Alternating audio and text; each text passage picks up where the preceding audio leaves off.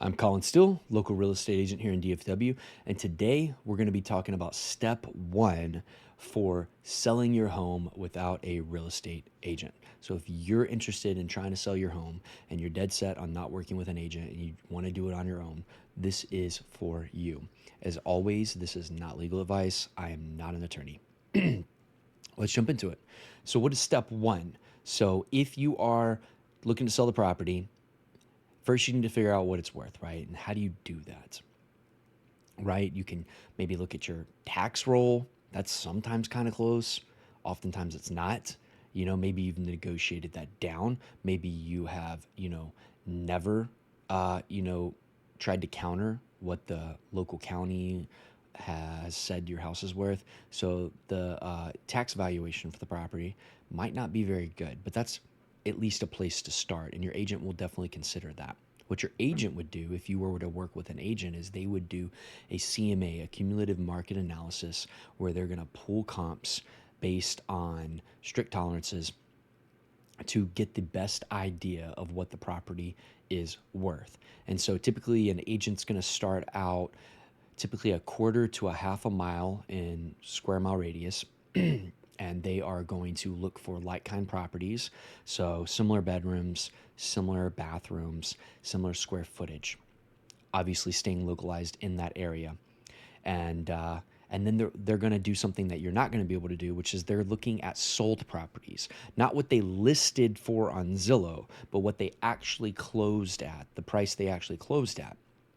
And so they're going to typically start out 0 to 90 days. So properties within the last 90 days that have sold that meet all these other criteria. That's typically where I start. And I'll expand from there if I'm not getting enough properties, right? Like I want a lot of ammo so that I can go, here's all these houses that are very similar to yours, that are this close to the house that you want to sell, that sold all in the last 3 months. So like the market hasn't shifted that much. You don't want to go 6 months to a year out unless you absolutely have to, because you could very well be in a very different market. I mean, there was a period where if you went back 6 months, you were in like prime time COVID, and then you were like, 6 months after that, you were in like, the bottom of the barrel. And so those were not realistic ways of ascertaining the value of the property. All right. So that's what the agent would do. And so it's still going to always be better than what you can do because one, you don't know how, and two, you don't have the tools, even if you knew how to utilize to be able to see some of the things that they can see, like the sold amount. That actual sold value is going to be extremely significant because that's how you are going to have the most realistic idea of what it's really worth. So you're still going to be able to get close though. And I kind of thought about this and I was like, how can I help someone who isn't going to be utilizing an agent, and are there any tools? So obviously Zillow and Realtor are still some good tools that you can take advantage of and use.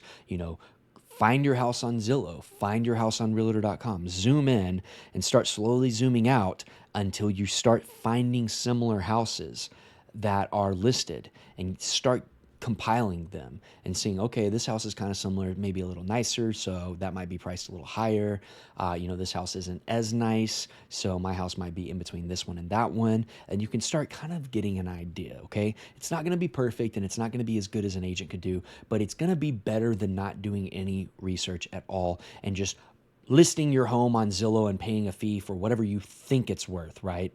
So be realistic with yourself. If you see a house that's extremely similar to yours and you're like, oh yeah, this is like my house, and then their backyard is glorious, like their backyard looks like an amusement park or a tropical beach, and you have like a very small backyard that's just plain grass with a fence, that house is probably worth more than yours. So be honest with yourself, right? If they have palm trees and a pool in the backyard and you don't, and it's everything else is the same, their house is worth more.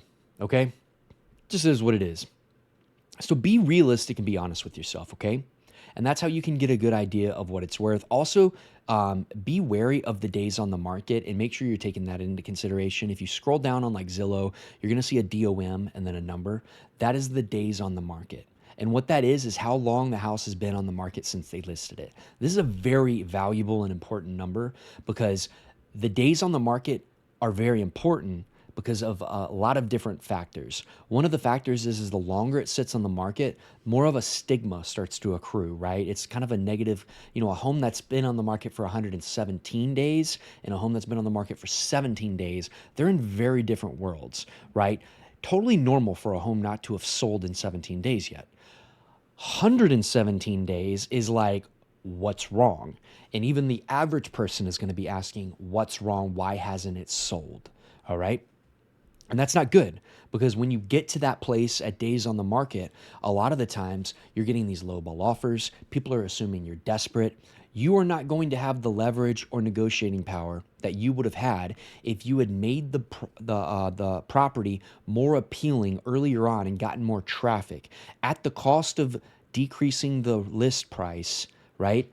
You would have gotten more competitive offers and been in a good place to negotiate, right? When you overlist the property too much, you run the risk of having it sit on the market and getting into this spot where you're screwed. Everyone assumes something's wrong and they assume you're desperate, and they're going to make worse offers than they normally would have if you had just underlisted the property a little bit, right? Give a bit of a deal, right? Let them fight each other. Maybe they'll bid themselves up a little bit. And the likelihood of them being able to actually buy it when they willingly bidded themselves up is way higher than you forcing them to pay more than what they think the home is worth, right? So overlisting it is super dangerous, and it's actually pretty common, especially with clients. It's emotional. They think their home is worth more. And you find yourself in this position where it's like the home's 98 days on the market and you finally get an offer, and the offer is crap. I have to take this offer to my clients because they didn't listen to me. And even though they've already reduced price at this point, because it's already sat on the market so long, the negative connotation is there. We didn't reduce aggressively soon enough. They overlisted it from the start.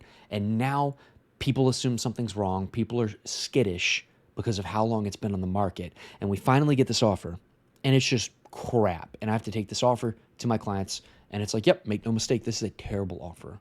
But it is an offer, and it's the only one we have. And that sucks. That's not a good place to be. I'd much rather underlist, get lots of offers, lots of traffic, lots of showings, and you're in a way better place, because the negotiations don't just stop once you get the offer. They keep going. There's an inspection period. They might exercise their option. They might try to use all the problems that came up on the inspection to negotiate you down. They probably plan to do that from the very beginning. So just because you got a good offer does not mean that's what you're going to have when this thing closes. There's still plenty of room to negotiate, especially during that small option window.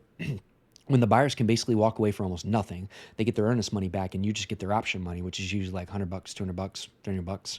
So they don't have really any locked in skin in the game yet until that option period ends. And if they are able to put together a list of a lot of problems, oftentimes they'll take that list, they'll bring it to the selling agent, me and my clients, and then they're like, hey, we want you to come off the price 10 or 20 or $30,000 because there's all these problems. And that's a pretty common negotiating tactic. Now, if you underlisted and you have lots of offers and you have a backup offer, right? You have multiple interested parties, they love your home, it's a great deal. Like, dude, if that offer falls through, here's my backup offer. I want it. And it's like, I'll even do double the earnest money, right? Like whatever. Even better offer. You have a backup offer ready to go, and the buyers come to you that you're under contract with, and they say, hey, some things came up on the inspection. We want you to come down 10 grand. And you go, well, it's a used home. It's pretty common to have these problems. None of these things are major things. We tried our best to disclose everything, but these are just common issues. So, we didn't disclose everything. And, we already have a backup offer for even more than what you're offering. So if you want to exercise your option period, we don't hold anyone to the fire. That's not how we do business. You're welcome to walk away, and we're just going to take this backup offer. Or if you still want the home, because I know you really like it, then we can just stay at where we're at. And a lot of the times the buyers are like, okay, well, I don't want to blow this up over 10 grand, and I really like the home, and oh my God, it's such a good deal. They already have a backup offer. So it's like, tell them it's fine. We'll fix those things later on. And then boom, right? Way better place to negotiate from. So seriously, guys, Step number one, evaluate your property so that you don't overlist this thing, so you don't shoot yourself in the foot and find yourself with little to no offers and no ability to negotiate, negotiating from a place of weakness instead of power. And there you have it, guys. That's the first step to list a home without an agent is figure out what your property's worth, do your own self-valuation using Zillow and Realtor, and try to figure out the best price point to list this thing at based on what you're seeing in the local area with all the details that I gave you, okay? Thanks so much for tuning in. If you made it to the end, I appreciate you. Shout out, all my love. And please like and subscribe.